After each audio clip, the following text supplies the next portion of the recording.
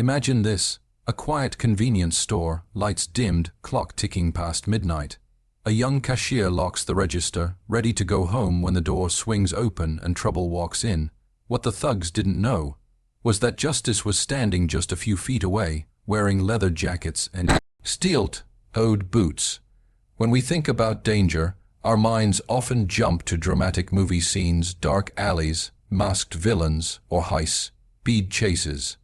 But in reality, danger often arrives quietly, disguised within the most ordinary moments of the day.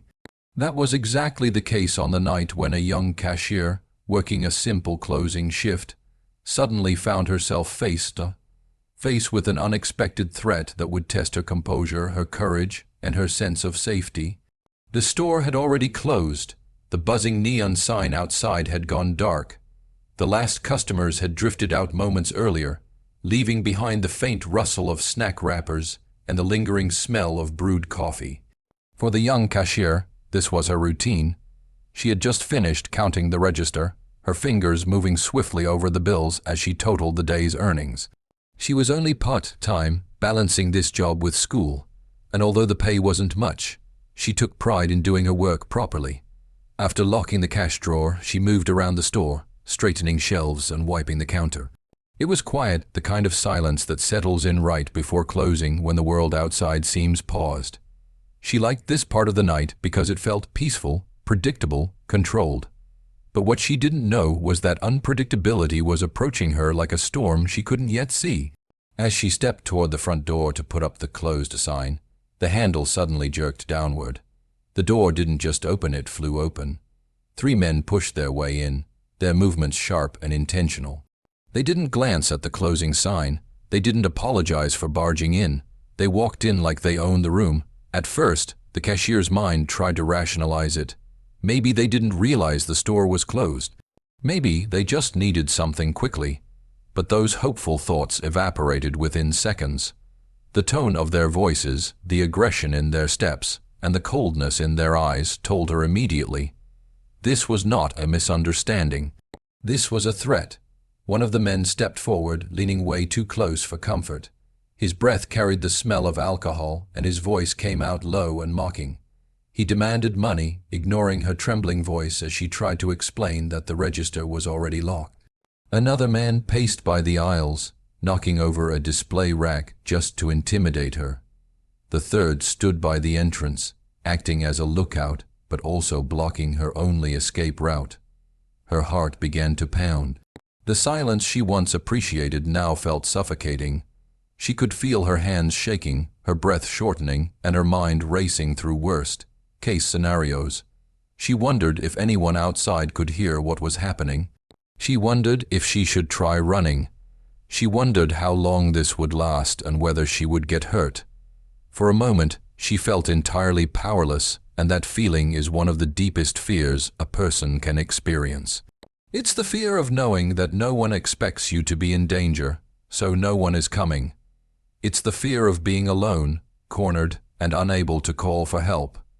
And more than anything, it's the fear of realizing that you have no idea what these men are capable of. As the first thug slammed his hand on the counter, ordering her to open the register now, she felt her throat tighten. She tried to stay calm. She tried to stall. She tried to keep her voice from cracking, but every second felt like stepping deeper into a situation she had no control over. What makes this moment so powerful is not just the danger itself, but the contrast between her vulnerability and the everyday nature of her job. She wasn't doing anything dangerous. She wasn't in a bad neighborhood. She wasn't taking risks. She was simply working something millions of people do every day. And that's what makes threats like this feel so frightening. They remind us that danger doesn't always announce itself with a warning. Sometimes it slips in quietly through the doors of places that are supposed to feel safe. The unexpectedness of the threat also highlights how quickly a normal moment can shift into a crisis. 1 second, she was arranging gum packs and checking the clock. The next, she was trapped by 3 men who didn't care about her fear or her safety. And in that instant, she had to think, react, and protect herself in ways she had never imagined. But what neither she nor the thugs realized was that this story was far from over, because the danger they brought into the store was about to collide with something they hadn't anticipated. They believed she was alone. They believed they had full control. They believed no one would stand in their way. They were very, very wrong. In every story of danger, there is often someone watching quietly from the shadows, someone whose presence goes unnoticed until the exact moment they are needed. In this situation, those hidden figures were an unlikely group of individuals, a pack of bikers who, moments before the chaos erupted, had been inside the store for a simple, harmless reason. They were just customers. Ordinary, tired, hungry customers grabbing snacks after a long ride. And yet, they would become the turning point of a night that could have ended in fear and tragedy. What makes their presence so significant is how completely unexpected it was. When people talk about heroes, they imagine uniforms, badges, capes, or trained professionals. But these men didn't fit any of those images. They walked in wearing leather jackets, boots dusted with road dirt, and expressions hardened by years on the highway. To a stranger, they might have looked intimidating. They were the type of group most people would step aside for, simply out of caution or uncertainty. But that night, behind their rugged appearance, they carried something far more powerful than intimidation, a deep sense of loyalty, responsibility, and moral courage. Before the thugs burst into the store, the bikers had been wandering the aisles, talking quietly among themselves. One was looking at energy drinks, another was comparing brands of jerky. The last two were at the back corner debating which flavor of chips to take. It was, in every way, an ordinary moment. The cashier didn't think twice about them. They had been polite, kept to themselves, and waited patiently as she finished her closing tasks. But what the cashier didn't realize was that the bikers hadn't left when she assumed the store had emptied. They were still browsing, still deciding, still in the store unseen from the front counter. And because of that, they became silent witnesses to the moment the threat entered. The first sign that something was wrong came not from what they saw, but from what they heard. Their conversation halted when the tone of the newcomer's voice cut across the aisle harsh, commanding, dripping with hostility. One of them glanced toward the front. Another set his drink back on the shelf. They didn't move aggressively. They didn't rush forward. Instead, they listened carefully, assessing the situation the way experienced riders often do, quietly, logically, and with sharp instinct. It's easy to imagine them exchanging glances, communicating without words. A slight nod from one, a tense jawline from another. These weren't men who panicked. They were used to danger not because they wanted it, but because long roads and rough environments teach you how to handle yourself when trouble arrives uninvited. And trouble had definitely arrived. As the thugs continued harassing the cashier, the bikers positioned themselves slowly and strategically. One stepped to the end of the aisle, close enough to see but far enough to remain unnoticed. Another moved quietly toward the store's center, angling himself for a clearer view of the front counter. By the time the threats escalated, all of them had a near-complete understanding of the situation. Yet they didn't react recklessly. They weren't vigilantes rushing in for a fight. They were calm, deliberate, and focused. Their goal was not confrontation, it was protection. Their hidden presence inside the store created a silent power shift that the thugs had no idea existed. While the cashier was being cornered and intimidated, the thugs believed they held all the power. They believed they were in control of the room. They believed the store was completely theirs. But the bikers were watching. This gap in awareness between what the thugs thought was happening and what was actually unfolding is what makes this key point so compelling.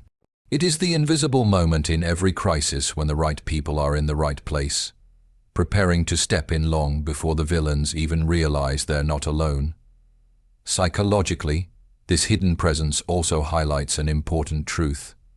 Heroes don't always announce themselves. They don't need attention or recognition. Sometimes they blend into the background, waiting quietly, acting only when the situation demands it. These bikers weren't trying to impress anyone. They weren't trying to prove anything. They were simply men who understood that someone was in danger and that doing nothing was not an option.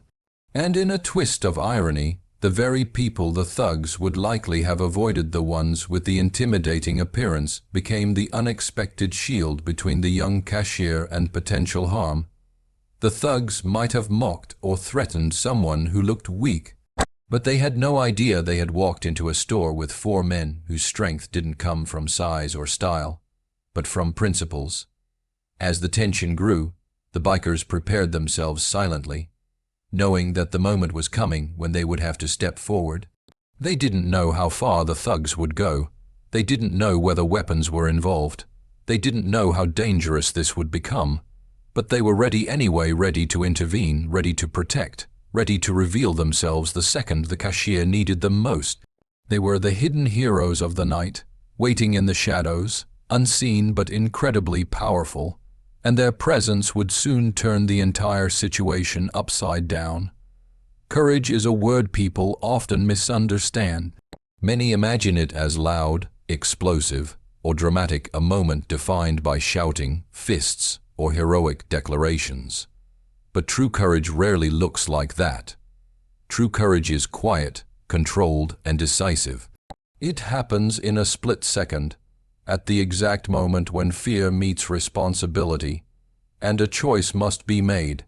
On that night, inside that small convenience store, the bikers demonstrated exactly what real courage looks like, not the kind performed for applause, but the kind that surfaces naturally when someone is in danger. The tension was already thick in the air. The thugs had backed the cashier toward the counter, their voices rising, their threats becoming sharper and more aggressive. The young girl's face had gone pale, her hands trembling as she tried to keep herself together. She was trying to remain calm, but her fear was written in every small movement, the quick swallow in her throat, the widening of her eyes, the stiffness in her posture. The danger was escalating, and she had no one she believed could help her. But just a few aisles away, help was preparing to step out of the shadows. The bikers didn't rush forward immediately. That is what separates courage from recklessness. They assessed the situation carefully, making sure they understood who the aggressors were, how many there were, and whether any weapons were visible. Their steps were slow, deliberate, calculated, the type of controlled movement that comes from people who have seen danger before and know that the wrong move can make things worse. The first biker to act was the oldest of the group, a broad-shouldered man with gray in his beard and the calm expression of someone who had lived through enough storms to know how to face one more. He stepped out from the aisle with quiet confidence, not yelling, not threatening, just revealing his presence. His boots echoed faintly on the floor, breaking the illusion the thugs had created that they were alone. One of the thugs turned, clearly startled. His aggressive posture faltered for a split second, confusion sweeping across his face. He had believed they had the store locked down, 3 men against 1 defenseless cashier. But now, a silent force had appeared, shifting the balance in an instant. Behind the leader, the other bikers emerged one by one. Their movements were slow and synchronized, not because they planned it, but because they understood each other without speaking. They were forming a natural barrier, a wall of protection between the cashier and the threat. Their faces weren't angry, they were focused, determined. A message radiated from them without a single word. You will not hurt her.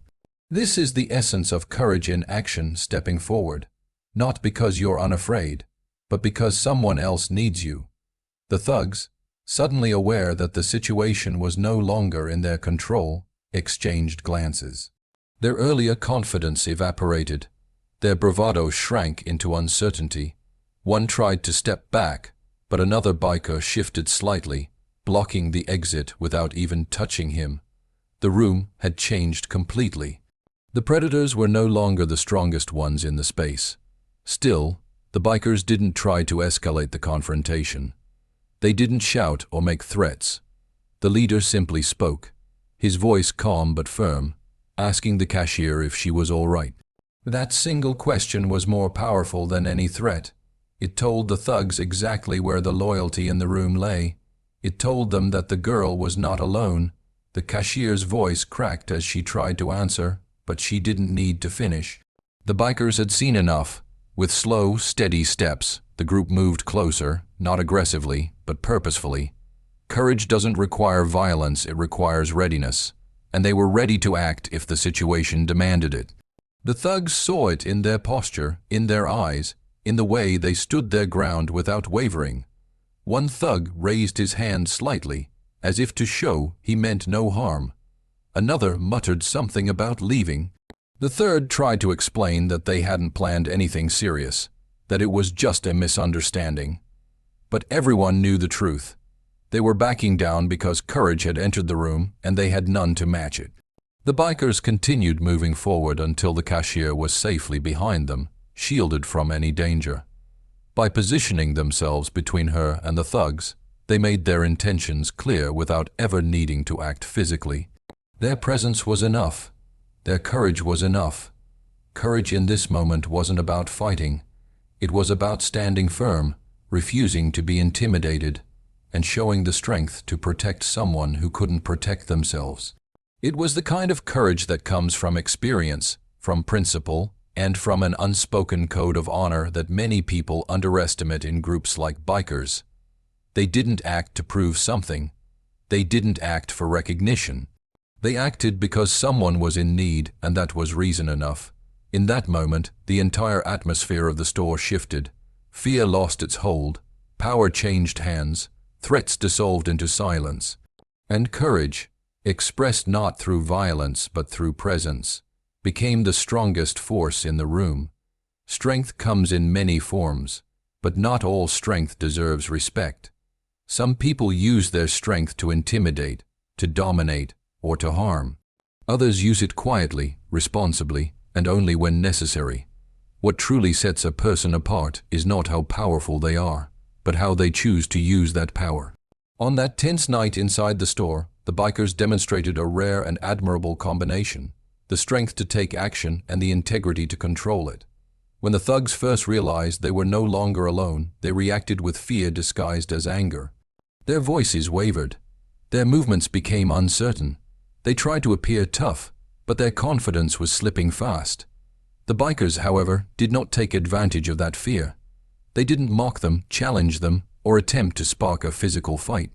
Instead, they held their ground with steady, disciplined composure. This discipline didn't appear out of nowhere.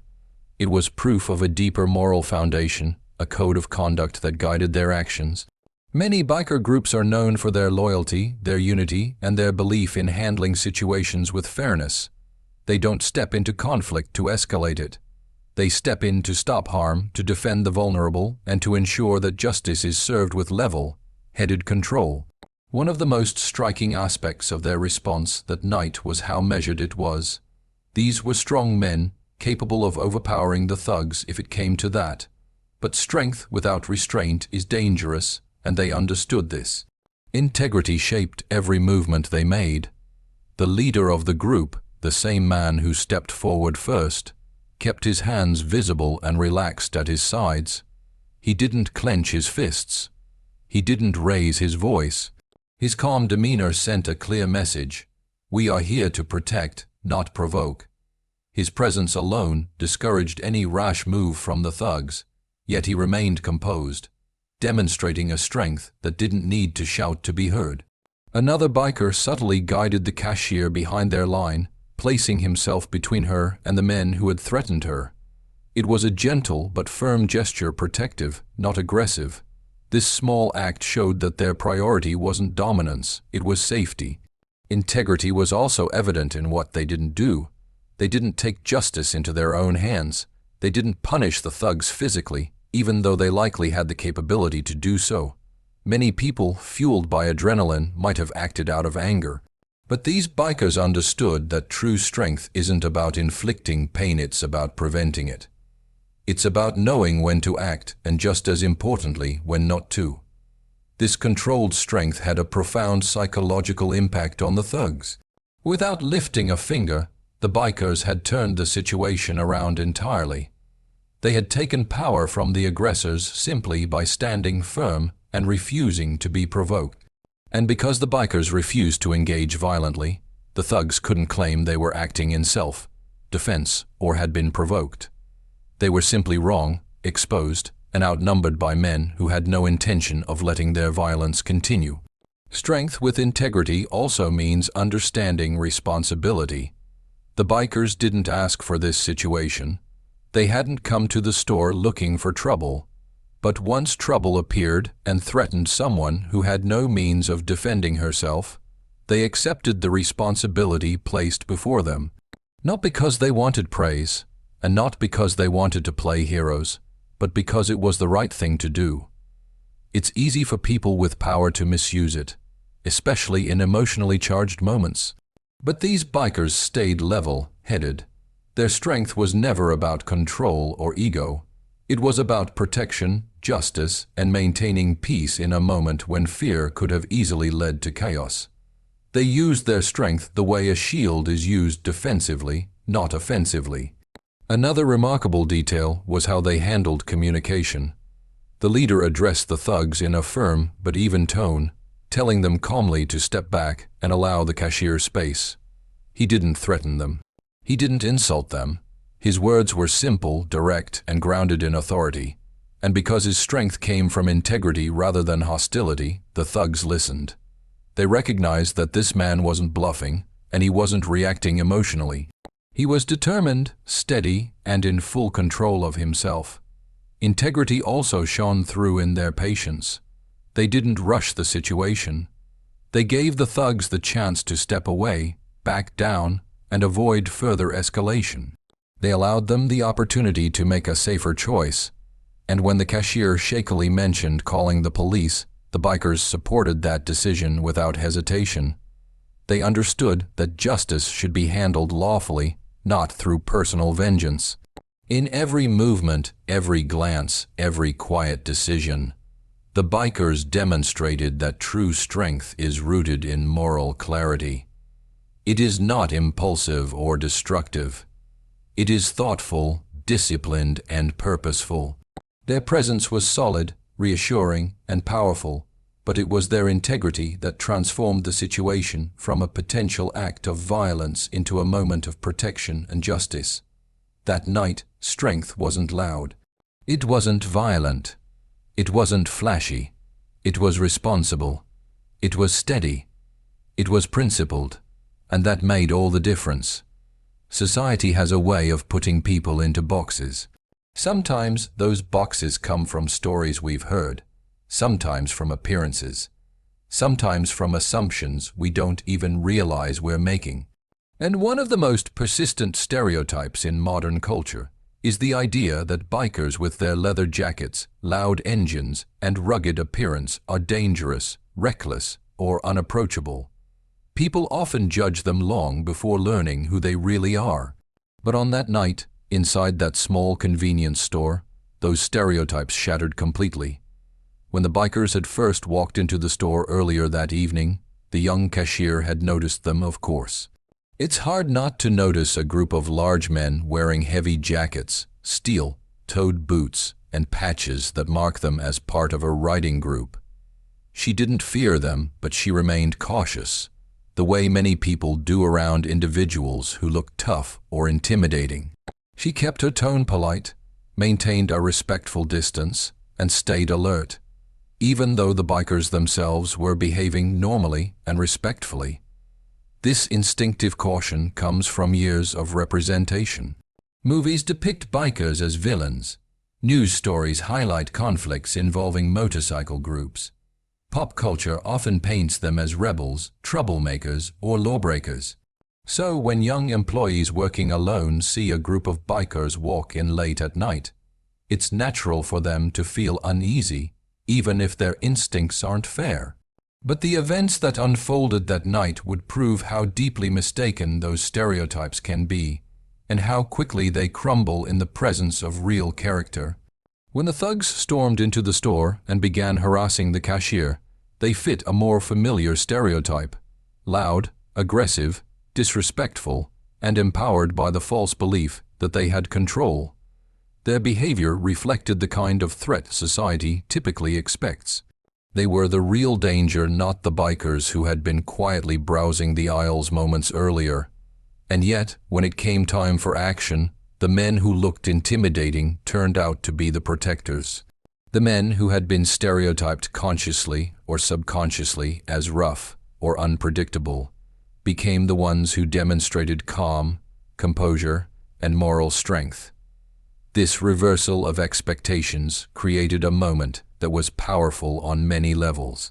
First, it reminded the cashier and anyone who hears this story that appearances rarely tell the full truth. The thugs appeared ordinary enough. None of them looked particularly threatening at first glance. But their behavior revealed who they really were. The bikers, on the other hand, seemed intimidating at first sight. Yet their character, not their clothing, defined their actions. They were kind. They were protective. They were honorable. These qualities don't come from surface-level traits, they come from values. Second, the moment challenged the idea that kindness wears a specific face. Too often, society imagines good guys as clean-cut citizens, soft-spoken professionals, or people who fit a certain mold. But kindness, empathy, and courage come from the heart, not the appearance. The bikers didn't need to look gentle to be gentle. They didn't need to look polished to act with integrity. Their outer toughness masked an inner strength built on loyalty, respect, and a strong sense of justice. Third, it highlighted how stereotypes can prevent us from seeing allies. If the cashier had relied solely on appearance, she might not have believed she had protectors nearby. She might not have expected help from them. Yet they were the very people who would step up for her without hesitation. In a world where danger often hides behind friendly faces, it was ironic and humbling to see safety come from those whom society frequently misjudges.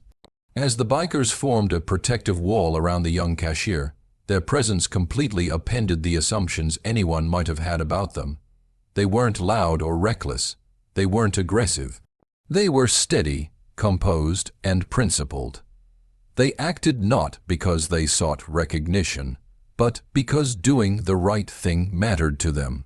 One of the bikers even spoke gently to the cashier to reassure her, asking if she was all right and placing a comforting hand on her shoulder, a gesture filled with empathy, not intimidation. Another made sure she stayed behind them, safe and out of reach from the men who had frightened her. These were not the actions of villains. These were the actions of protectors. And then there were the thugs, the true source of danger, who shattered a different stereotype. Many people assume criminals or aggressors come from a certain look or type. But threats don't wear uniforms. They don't announce themselves. They don't walk in with signs identifying their intentions. These men looked ordinary, like people you'd see anywhere, but their behavior revealed their character instantly. The contrast between the two groups, the thugs who looked harmless but behaved dangerously, and the bikers who looked intimidating but protected the innocent, made the lesson even clearer. Stereotypes are poor judges of character. This entire moment showed that humanity cannot be measured by clothing, lifestyle, or surface impressions. True character is revealed in moments of pressure, in how people choose to act when someone else is vulnerable. And on that night, the bikers demonstrated that their strength was guided by conscience, not ego. They broke the stereotype not by declaring who they were, but by showing it through their actions. They proved that heroes don't always look like heroes. And sometimes, the people we hesitate to trust are the very ones willing to stand up when no one else will. In every community, whether big or small, people often underestimate the power they hold to impact one another's lives. We pass by strangers every day without thinking much about them. We assume their lives don't intersect with ours, and we believe that our responsibility ends at our own front door. But the truth is, community is built from countless small moments of awareness, empathy, and action. And on that night inside the convenience store, the actions of the bikers became a powerful reminder of what real community looks like when people choose to care. The young cashier had walked into her job believing she was alone, especially during the closing shift. Many workers feel this way, isolated behind a counter, handling late night customers, quietly hoping nothing goes wrong. Her job wasn't glamorous, it wasn't high-paying or high-status. It was one of those jobs that people rely on but rarely appreciate. And because she was young, often working late, she had become used to the idea that in moments of danger, she might be left to face it by herself. Yet community has a way of appearing when least expected. The bikers, who had walked into the store as strangers, became the embodiment of what it means to look out for someone you don't know. They had no connection to the cashier. They didn't share her job, her age, or her background. But the second they recognized that she was in distress, they stepped into a role that many people neglect, the role of a protector within the community. This is the first lesson the moment offers, that community isn't defined by similarities, but by compassion.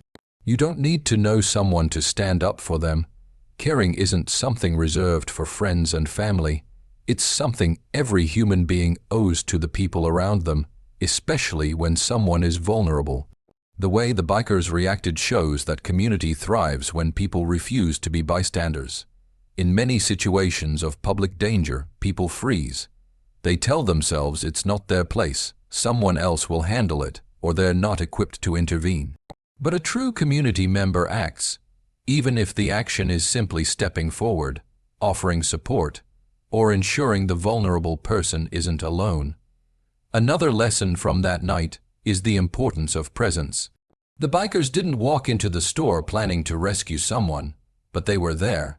Their presence, their bodies, their awareness, their willingness changed everything. It turned what could have been a traumatic event into a moment where danger was confronted and controlled. Sometimes community doesn't require grand gestures. It requires people who are willing to show up, people who notice when something is wrong, people who choose not to look away. The bikers' actions also highlighted the idea that every individual has a role to play in the safety of shared spaces. Community is not just about celebration and connection. It's about accountability.